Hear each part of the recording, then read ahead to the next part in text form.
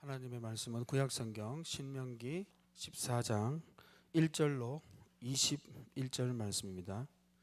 너희는 너희 하나님 여호와의 자녀이니 죽은 자를 위하여 자기 몸을 베지 말며 눈썹 사이 이마 위에 털을 밀지 말라.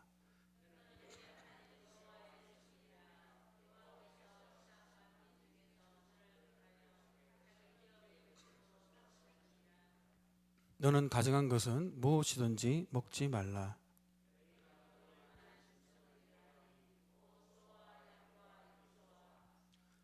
사슴과 노루와 불구스름한 사슴과 산염소와 볼기가 흰 노루와 뿔이 긴 사슴과 사냥들이라.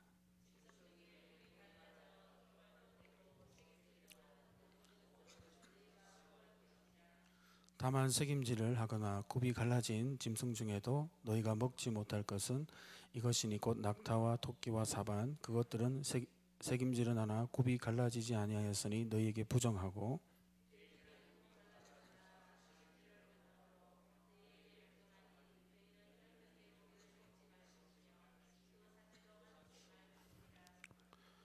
물에 있는 모든 것 중에서 이런 것은 너희가 먹을 것이니 지느러미와 비늘이 있는 모든 것은 너희가 먹을 것이요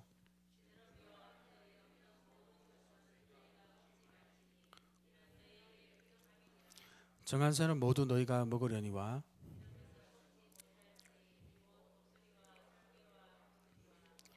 매와 새매와 매의 종류와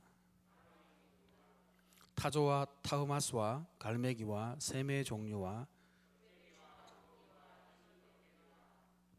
당아와 우릉과 노자와 또 날기도 하고 기어다니기도 하는 것은 너희에게 부정하니 너희는 먹지 말 것이나. 같이 읽겠습니다. 너희는 너희 하나님 여호와의 성민이라. 스스로 죽은 모든 것은 먹지 말 것이라. 그것을 성중에 거류하는 객에게 주어 먹게 하거나 이방인에게 파는 것은 가니라. 너는 염소 새끼를 그 어미의 젖에 삶지 말지니라. 아멘. 구약 성경의 율법을 보면 우리는 이것을 지켜야 되겠다. 이것은 또 하나의 우리에게 지켜질 규칙이다. 이렇게 받으면 안 된다고 했습니다. 하나님의 말씀은 그 정신을 먼저 받아야 됩니다. 하나님께서 말씀하실 때, 율법 말씀을 주실 때 왜 이것을 우리에게 주셨는가? 그것을 먼저 깊이 우리가 생각해 볼 필요가 있습니다. 주님께 순종이라는 것은 기계적인 순종을 의미하는 것이 아닙니다. 그러나 안타깝게도 이 신약에 보면 예수님께서 성육신에서 오셨을 때 그 당시에 많은 율법학자들, 서기관, 바리새인들이 있었습니다. 그 출신 율법사들, 율법교사들, 랍비들이 있었습니다. 자, 그럼에도 불구하고 그들은 하나님의 말씀을 형식주의로 이렇게 흘려버렸습니다. 그게 무슨 말이냐 하면 율법의 정신은 하나님의 사랑이고 이웃 사랑임을 믿으십니까? 이거는 예수님의 정의입니다. 율법을 주신 분의 의도입니다. 율법의 의도를, 목적을 분명히 밝히고 있습니다. 하나님의 모든 말씀은 하나님을 사랑하는 곳으로 가야 되고 이웃 사랑으로 가야 됩니다. 구약에는 율법이 여러 가지가 있지만 예수님께서는 단 이 사랑의 계명으로 나누어 주셨습니다. 우리 개혁주의 신학에서는 이것을 한 3가지 정도로 이렇게 나눕니다. 또 교파마다 조금 다르지만 또 용어가 좀 다를 수는 있습니다. 그러나 근본적인 의미는 크게 틀리지 않는데 도덕법이 있고요. 그리고 의식법이 있습니다. 그죠? 의식법. 또 갑자기 생각이 안 나네요.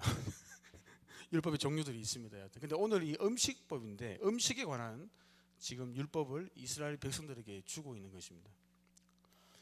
먹을 수 있는 음식, 먹을 수 있는 거, 먹을 수 없는 거. 왜 주님께서는 이 먹는 문제까지 아주 이렇게 디테일하게 말씀을 하시냐면 먹고 먹지 못하는 것은 어떤 음식은 정하고 어떤 음식은 부정하다고 이렇게 말씀을 하셨거든요. 그래서 지금 이 신명기 14장에 이스라엘에게 주어진 음식에 관한, 그죠? 먹을 수 있는 정한 음식, 어떤 거는 먹으면 부정하니까 먹으면 안 된다. 그렇게 말씀하시면서 음식에 관한 율법을 주시면서 여러 가지 말씀을 하십니다.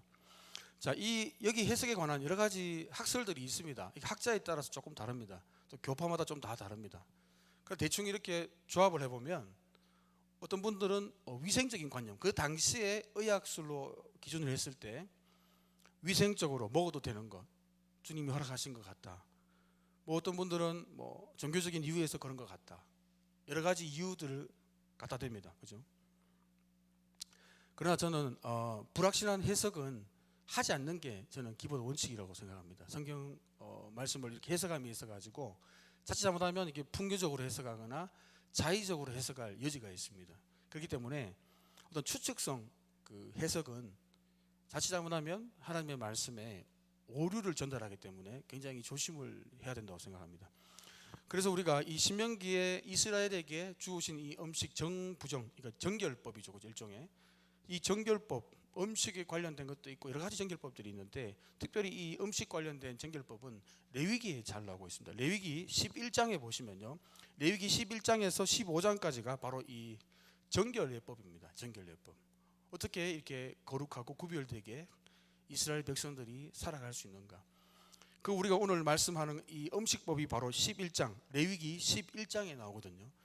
그렇다면 우리가 이 말씀을 해석하는 데 있어 가지고 구구절절한 이론들이 많지만 여러분, 성경은 성경으로 해석을 해야 됩니다. 결국 우리가 어떤 자의적으로 해석을 하면 안 되기 때문에 어떤 학설을 따라서 하는 것은 위험이 있습니다. 때로는 도움도 되지만 위험도 있습니다. 정확하지 않을 때는.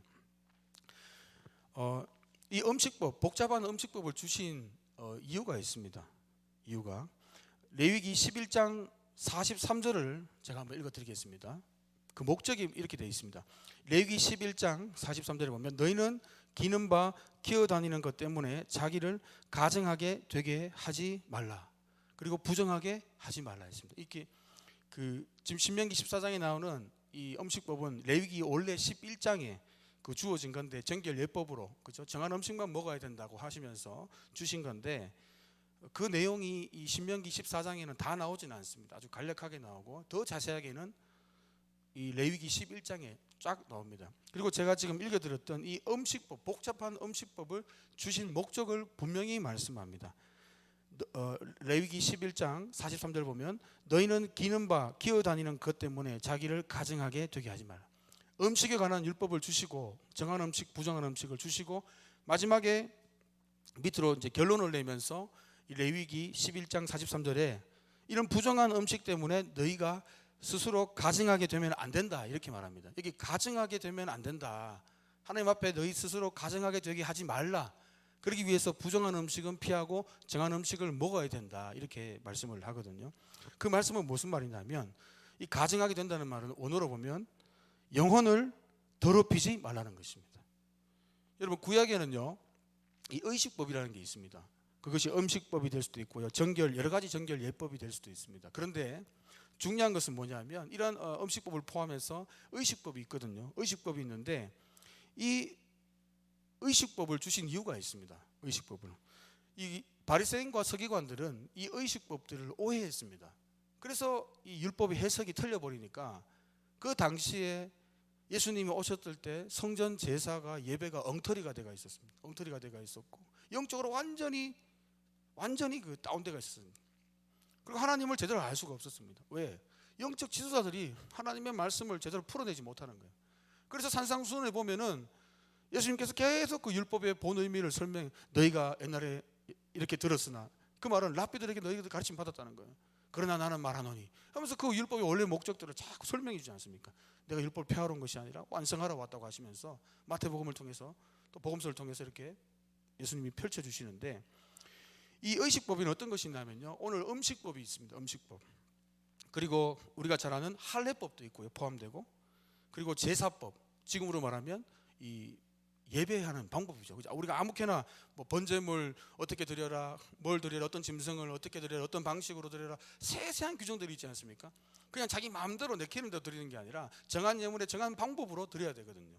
그런데 이 의식법은 바리새인과 서기관들이 간파하지 못한 게 뭐냐 하면 그저 이 의식만 지켜내면 된다고 생각했습니다. 그래서 어쨌든 간에 종교적인 외적으로 드러나는 그 문자 그대로 여자적으로 해석을 해가지고 열심히 지켰습니다. 너무너무 열심히 지켜서 겉으로 볼 때는 너무나 홀리하고 거룩하고 경건한 사람들이었어요. 그런데 예수님은 이렇게 평가하십니다. 회칠한 무덤이라고 했습니다. 여러분 믿으십니까? 예수님은 회칠한 무덤이라고 했어요. 사람들이 볼 때는 경건한 종교 지도자인데 기도 열심히 하고 11조 열심히 하고 금식 열심히 하고 구제도 열심히 하는 것 같고 종교적인 의례를 다 합니다. 율법에 나온 거. 그런데 외식한 자들아 그렇게 말하지 않습니까? 잔과 대접의 겉은 깨끗하되 화 있을진저 외식하는 서기관들과 바리새인들이야. 잔과 대접의 겉은 깨끗하되 그 안에는 뭐가 있다 했습니까? 탐욕과 방탕이 있다는 거예요. 계속해서 주님은요 안의 걸 자꾸 지적을 하십니다. 사람들은 겉만 보고 훌륭한 선생님, 훌륭한 지도자, 영적 지도자, 종교 지도자, 율법학자들, 서기관과 바리새인들, 존경하는 랍비들, 선생님들. 근데 왜 예수님이 계속해서 그들의 중심을 지적하실까요? 왜 해칠한 무덤이다 너희는 위선자다, 신앙인이 아니라는 거예요. 그 안에 탐욕과 방탕이 있다는 겁니다. 잔과 대접은 겉은 깨끗이 한다는 거예요. 그게 무슨 말입니까? 정결 예법 이거 겉으로 지키려고 어마무지하게 노력한다는 거예요. 열심히 특심입니다. 자, 그런데 중요한 것이 뭐냐면요, 이런 구약의 의식법들, 제사법, 정결법, 음식법, 할례 이런 것들이 있지 않습니까? 이러한 것들을 겉으로 우리가 종교적으로 하는 의식이 분명히 있습니다. 그런데 바리새인과 서기 그 당시에 이런 율법 학자들이 놓친 게 뭐냐면 이 정신을 놓친 거예요. 정신을 놓친 거예요. 11조를 하면서도 11조 열심히 했습니다. 금식도 열심히 했거든요. 그런데 11조 하면서 주님이 또 굉장히 욕을 하지 않습니까? 마태복음, 마가복음 보면요. 그러면서 야, 너 이런 것까지 11조 다 한다고 주님이 너희 잘했다 칭찬하는 것이 아니라 이것도 하고 저것도 해야지. 율법에 더 중한 바 인, 의, 신 너희 잊었니? 이렇게 말씀하시거든요. 율법에 더 중요한 거 있었어. 그 정신은 있고 그저 그 종교적인 형식에 매달려서 열심히 특심을 낸다고 내가 속을 줄 아느냐는 겁니다. 여러분, 주님은 우리의 종교적인 열심에, 막연한 종교적인 열심에 속지 않습니다. 여러분 믿으십니까? 주님은 속지 않으세요. 막연한 종교적인 열심만 있다고 사람들 볼 때는 너무 열심히 있거든요. 그들을 보면은 그런 열심히 있는 사람들이 너무 열심히 있어요. 활동적이고 그렇습니다. 그런데 주님은 중심을 딱 보십니다.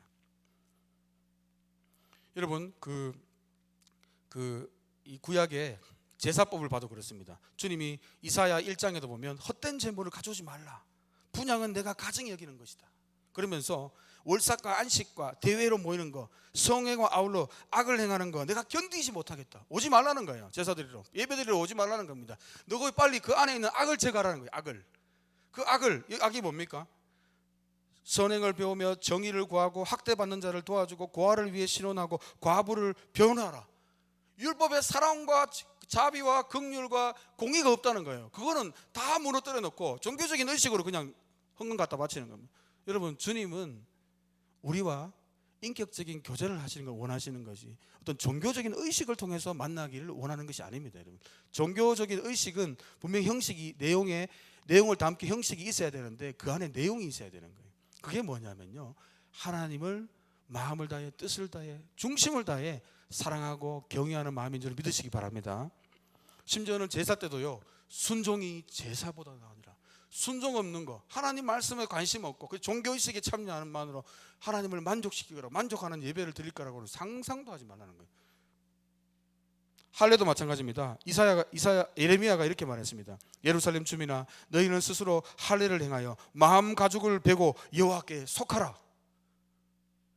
그냥 생식기에 표피만 끊어내가지고 그 이스라엘 주님의 언약의 자녀들 표시를 내는 게 아니라 그 의식과 함께 뭐가 있어야 된다는 겁니까? 마음 가죽을 베라는 거예요. 마음 가죽. 마음의 중심에 통회하는 마음이 있어야 되고 회개하는 마음이 있어야 되고 삶의 중심이 바뀌지 않고 순종의 마음이 없고 목이 그대로 꼿꼿하고, 그런데 종교의식은 했어요. 할례는 했습니다.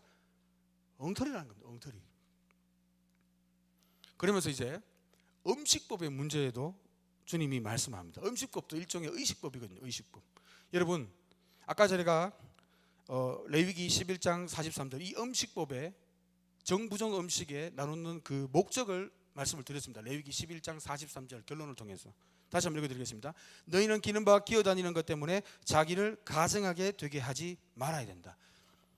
분명히 종교적인 의식입니다. 무엇을 먹고 안 먹고는 의식이죠. 의식. 그죠? 행위입니다. 행위만 강조하는 것 같지만 여러분, 의식은요 정신에 기반합니다. 모든 의식법은 제사든 할례든 뭐든 똑같습니다.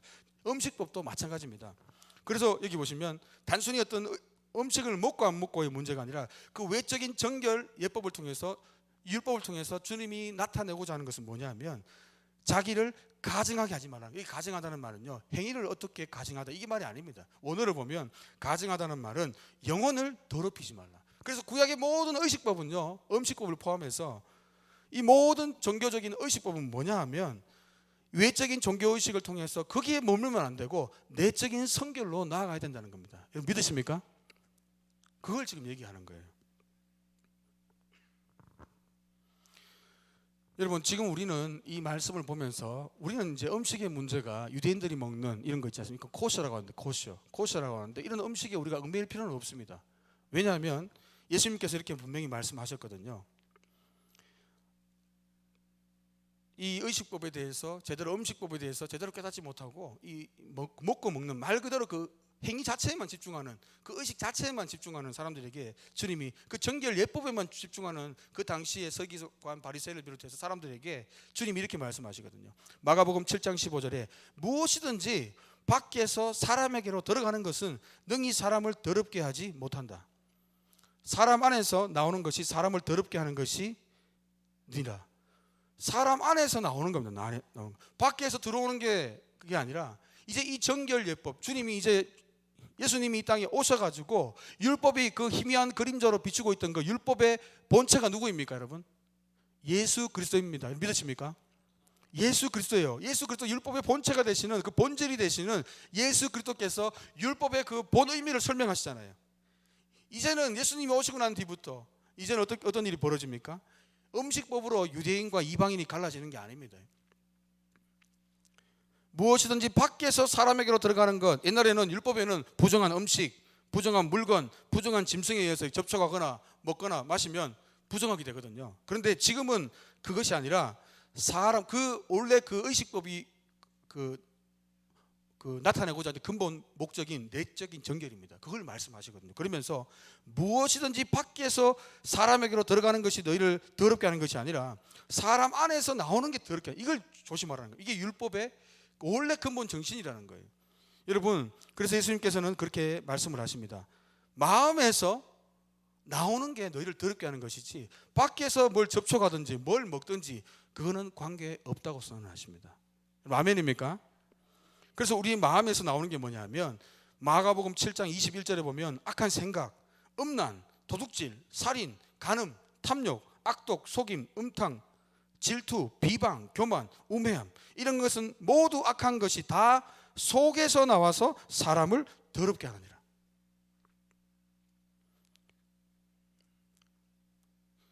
그래서 이런 음식법의 규정은 거룩하게 하는 겁니다. 거룩. 단지 그 의식을 통해서 이제는 이 음식법에 우리가 이제 저촉을 받는 것이 아니라 우리는 이 말씀을 보면서 우리 어떻게 적용을 해야 됩니까?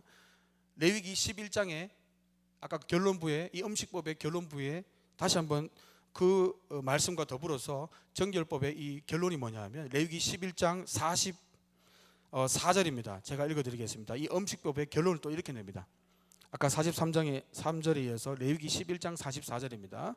나는 여호와 너희 하나님이라 내가 거룩하니 너희도 몸을 구별하여 거룩하게 하고 땅에 기는 길짐승으로 말미암아 스스로를 더럽히지 말라. 그죠? 이 음식법을, 정부정 음식을 주신 이유가 뭐냐면 하나님의 자녀는요 그 몸을 구별해서 거룩하게 해야 되는 것입니다. 여러분 신약에 와서도 분명히 말합니다. 주님은 우리를 부르셨습니다. 여러분 믿으십니까? 우리를 콜링하셨거든요. 선택하시고 우리를 사랑으로, 은혜로, 긍휼로 불러주셨습니다. 성도로 불러주셨거든요. 우리가 이제 거룩하게 되는 것은 어떤 이 음식에 의해서 유대인과 이방인이 나누어지는 그런 시대가 아니라 이제 이 은혜의 시대, 복음의 시대, 예수 그리스도 안에 있는 사람은요 예수 그리스도의 피로 거룩하게 됨을 믿으시기 바랍니다. 그리고는 이제 이 주님이 우리를 부르셔서 우리를 구별시키는 거예요. 구별시키는.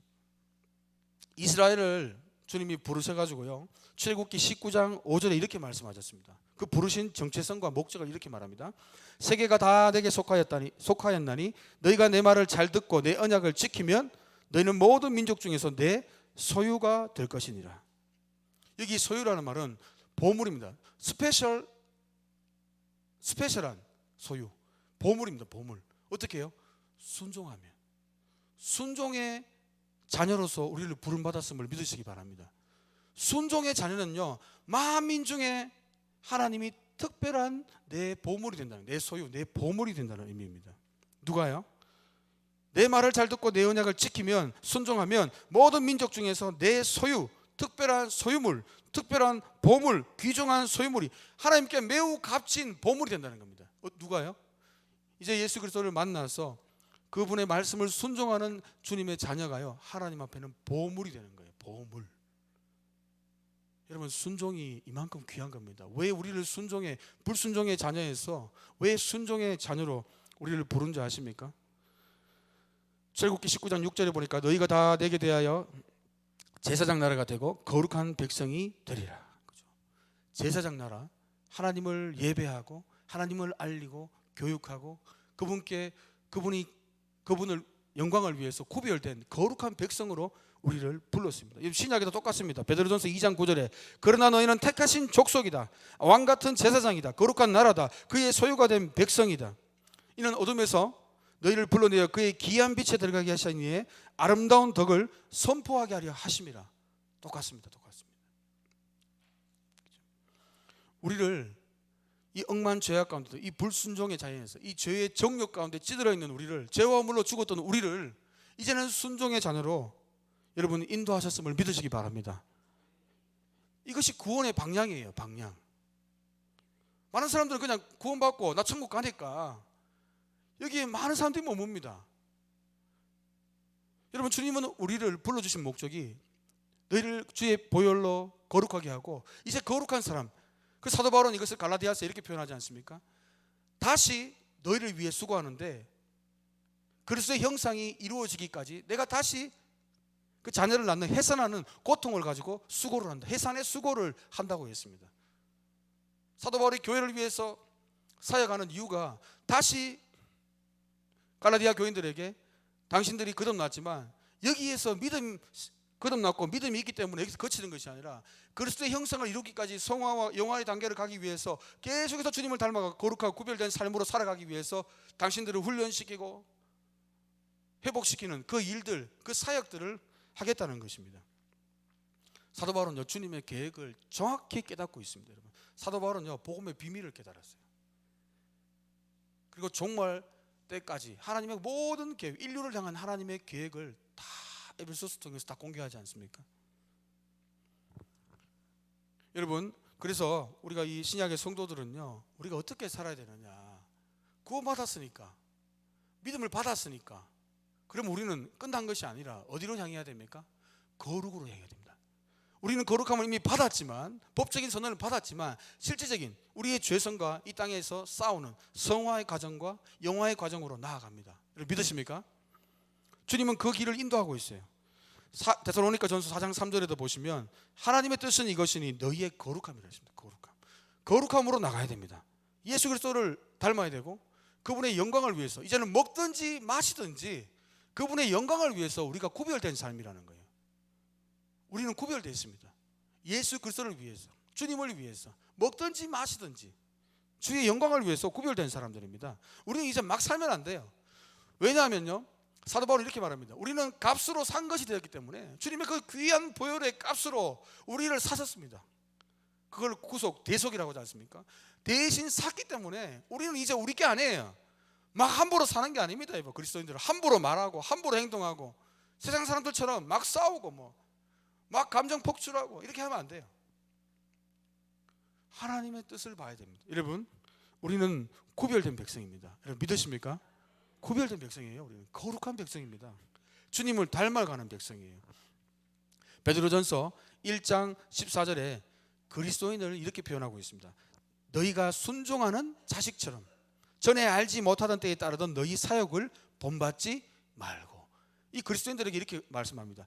전에 너희가 알지 못할 때, 예수 만나기 전에, 거듭나기 전에 허물과 죄로 죽었을 때에 그 사욕, 내 정욕, 내 욕심, 내 원하는 것 따라 하던 것, 거기에 그것을 멈추라는 겁니다. 그걸 더 이상 따라하지 말라는 거예요. 그럼 우리는 어떻게 살아야 됩니까? 구원받은 백성들은 이제는 순종의 자녀로 사는 것입니다. 여러분, 순종의 자녀로. 베드로전서 1장 18절에 오직 너희를 부르신 거룩한 이처럼 너희도 모든 행실에 거룩한 자가 되어라. 예수 그리스도 하나님을 닮아가라는 거예요. 거룩한 자. 여러분, 심지어는요, 베드로후서에는요 놀라운 표현을 하고 있어요. 이것은 지금 어마어마한 핵폭탄 같은 발언입니다. 제가 볼 때는.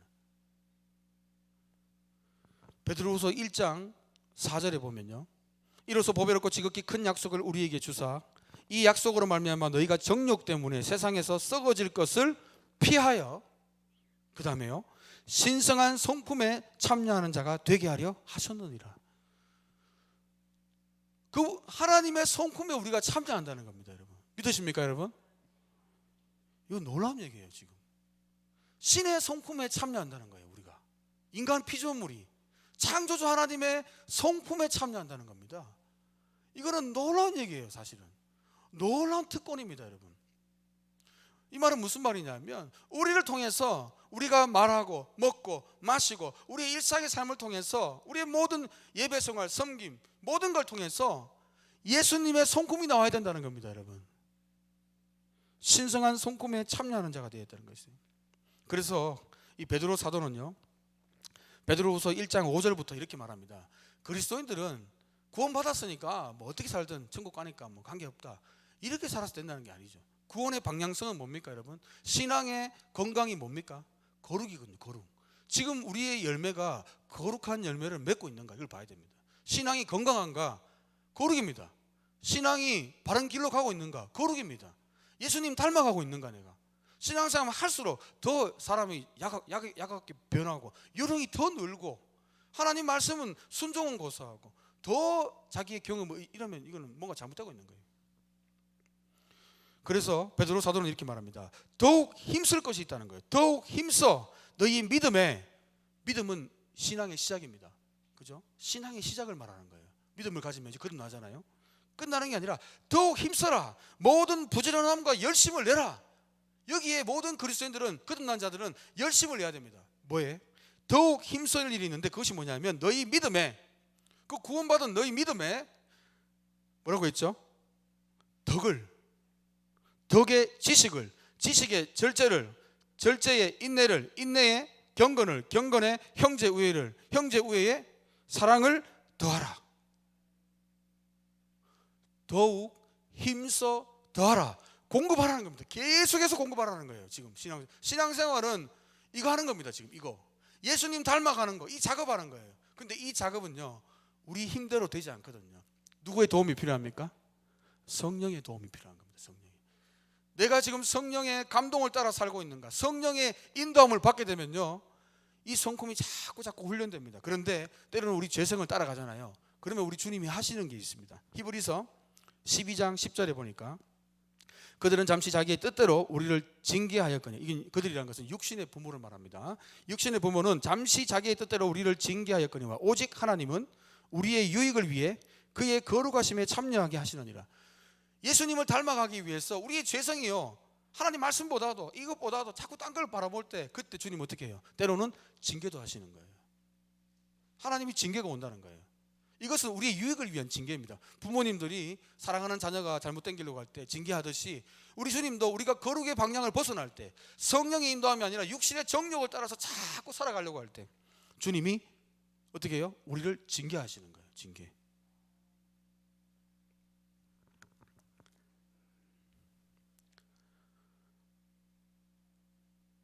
육신을 따라갈 때 주님의 징계가 있습니다. 육신을 따라간다는 것은 뭐냐면요, 갈라디아서 5장에 보면 육체의 일은 분명하니 음행, 더러운 거, 호색, 우상숭배, 주술, 원수 맺는 거, 분쟁, 시기, 분냄, 당짓는 것, 분열, 이단, 투기, 술취함, 방탕.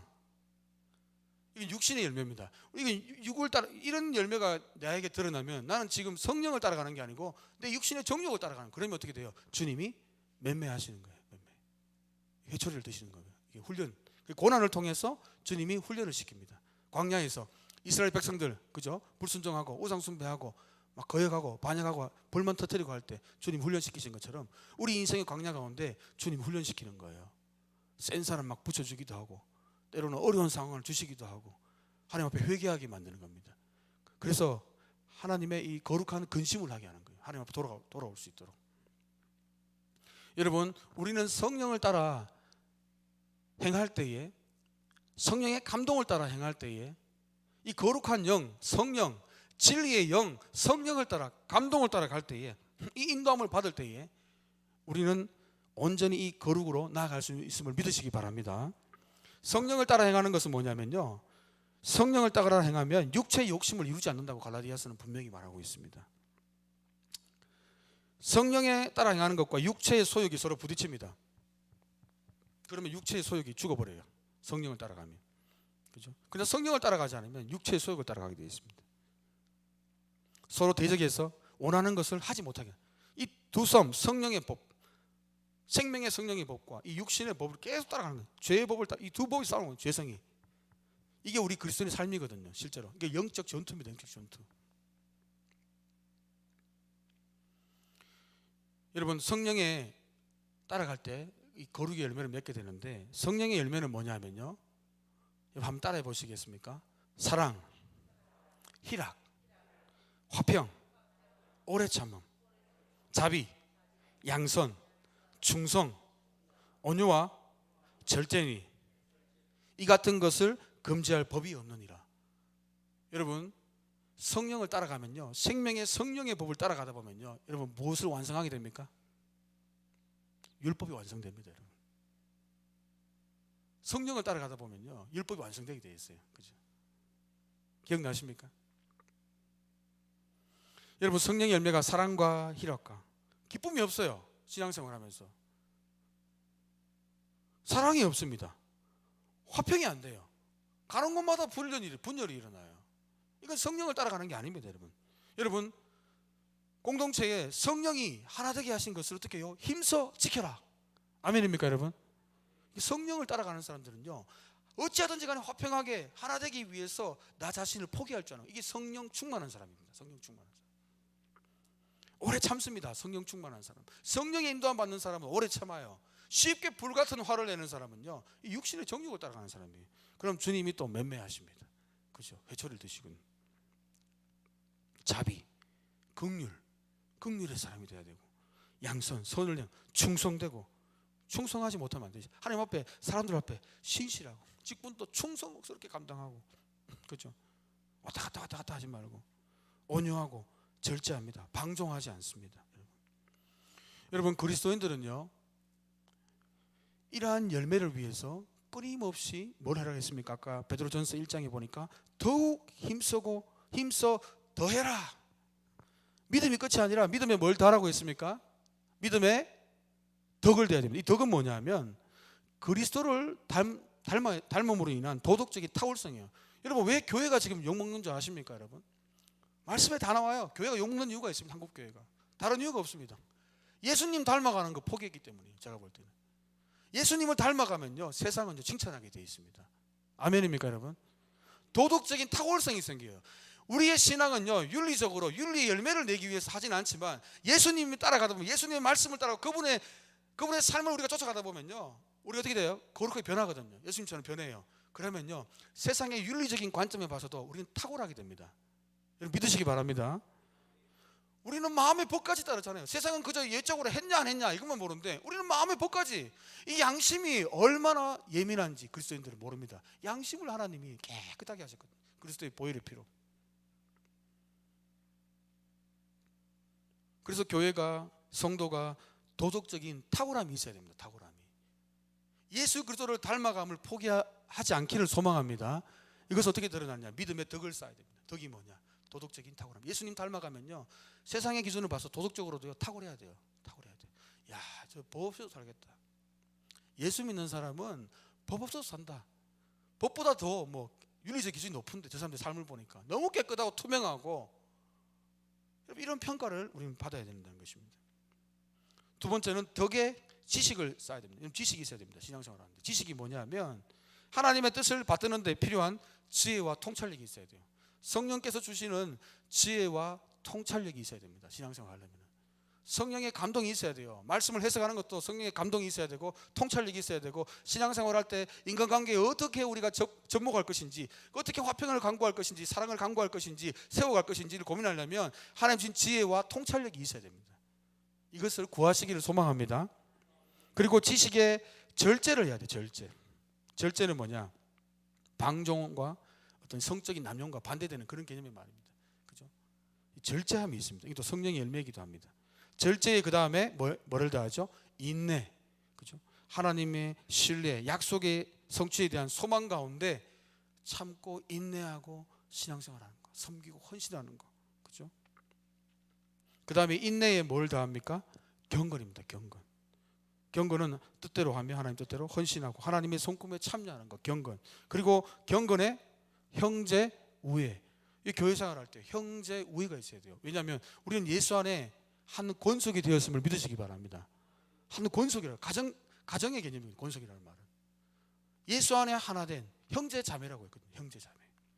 그런 형제 우애가 있어야 되고요. 여기 그 형제 우애라는 말은 원어적으로 볼 때는 그리스도인의 교제를 나타낼 때 쓰는 단어라고 합니다. 그게 무슨 말이냐? 형제 자매 간에 교제가 있어야 돼요. 그래야 건전한 신앙생활이. 여러분, 교회 밖을 벗어나서 혼자 신앙생활하면 절대 네버 안 됩니다. 여러분, 안 돼요. 성경이 틀리지 않는다면 모르겠지만, 성경이 틀리지 않는다면, 하나님의 계획이 담긴 교회를 향한, 우리 성도를 향한 구속의 구원의 전 과정에 대한 계획이 담긴 성경이 틀리지 않다면, 맞다면, 진리라면 여러분 공동체 생활을 반드시 하셔야 됩니다. 반드시 회의에 들어가야 되고요. 몸된 교회의 일원이 돼야 됩니다. 믿으십니까? 이것은 선택 사항이 아니에요, 여러분. 선택 사항이 아닙니다, 여러분. 교회 소속된 교회가 없고 회가 없어요. 그러면 안 됩니다, 여러분.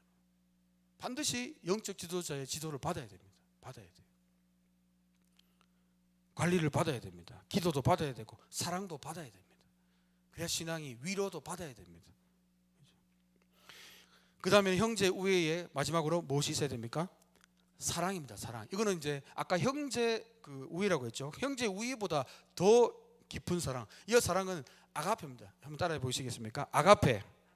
아가페는 하나님이 우리를 향한 사랑, 하나님의 우리를 향한 사랑입니다. 십자가 사랑. 무조건적인, 조건이 없어요. 무조건 희생적인 사랑. 그렇죠? 조건을 달지 않습니다. 그래서 잘 보십시오. 우리의 신앙을 지금 주님이 어떻게 계획하고 있다는 것, 성화의 과정과 이 영화의 과정으로 어떻게 거룩의 삶을 이루기 위해서 구별된 삶으로 주님이 우리를 훈련시키시고 우리 구원의 과정들을 인도하고 계시는가를 잘 봐야 됩니다. 베드로전서 후서를 통해서.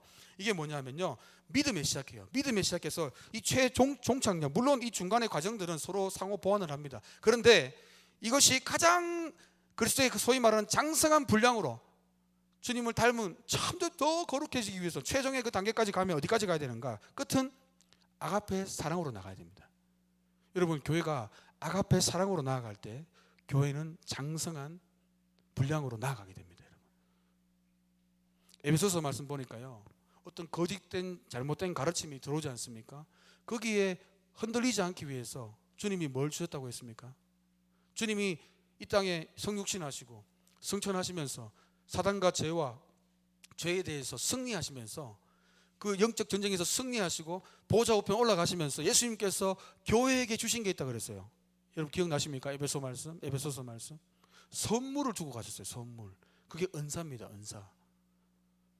어떤 사람은 사도로 주고 선지자, 그렇죠? 복음 전하는 자, 또 고린도전서 그 은사장에는 보면 그 외에도 병 고치는 은사, 뭐 방언, 예언, 뭐 그죠? 그다음에 로마서에는 또 뭐 권하는 은사, 위로하는 은사, 뭐 구제하는 은사, 각종 은사를 가진 사람들을 선물로 주셨어요. 그래서 온 교우가 온전해지고 봉사 일을 하기 위해서 교회를 든든히 세워가는 겁니다. 그런데 그 에베소서 말씀을 보면요, 그 뒤에 말씀을 보면 그래서 어떤 거짓 가르침에 흔들리지 않도록 아이처럼 세상의 풍조에 왔다 갔다 거짓 가르침에 왔다 갔다 이렇게 흔들리지 않기 위해서 그러한 주님이 조치를 해놨다는 거예요, 교회에. 그리고는 또 중요한 게 뭐냐면 성도가 자라나야지 속지 않는다고 했거든요. 요동하지 않는다고 했거든요. 그 자라나는 비결이, 교회와 성도가 자라나는 비결은요, 하나님의 사랑을 통해서 자라난다고 했습니다. 여러분 믿으십니까? 마지막에 보십시오. 여기 똑같습니다. 아가페 사랑을 통해서 이 교회가 이 아가페 사랑을 교회 안에서 교제 가운데 경험해야 되는 거예요. 무조건 뭐 어떤 내하고 맞는 사람끼리 만나고 뭐 이 사람끼리 만나고 저 사람 만날 수 있지만, 여러분 교회 안에서 아가페 사랑이 경험되기 시작하는 교회와 공동체는요, 여러분 부흥하게 되어 있습니다. 그리고는 성도들의 신앙이 자라게 되어 있어요. 이 거짓 가르침이 들어와도 한 번에 물리쳐 버립니다. 이거 당황하지 않습니다. 여러분 그리스도의 장성한 분량으로 저와 여러분이 나아가시기를 소망합니다. 그렇죠? 믿음으로 시작해서 어디로 간다고요? 아가페 사랑으로 가야지 온전하게 장성한 그리스도의 분량으로 나아가게 되어 있습니다. 그렇죠? 여러분 성령께서 우리를 이 믿음의 과정에 거룩으로 나아가게 하실 텐데, 때로는 우리가 징계도 받습니다. 우리 육신의 정욕을 따라가다 보니까. 그렇지만 여러분 주님은 여전히 선하신 분임을 믿으시기 바랍니다. 여러분 주님은 선하세요. 부모님이 체벌한다고 그게 어디 미워 죽어서 하는 거 아니지 않습니까? 애들 죽이려고 하는 게 아니라 사랑하기 때문에 체벌하잖아요. 바른 길로. 우리 바른 길은 뭡니까? 거룩입니다. 거룩.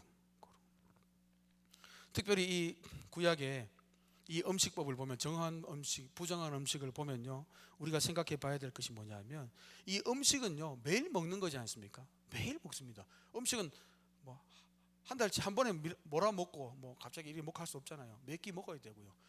매일 일상을 얘기하거든요. 일상이 접하는 거.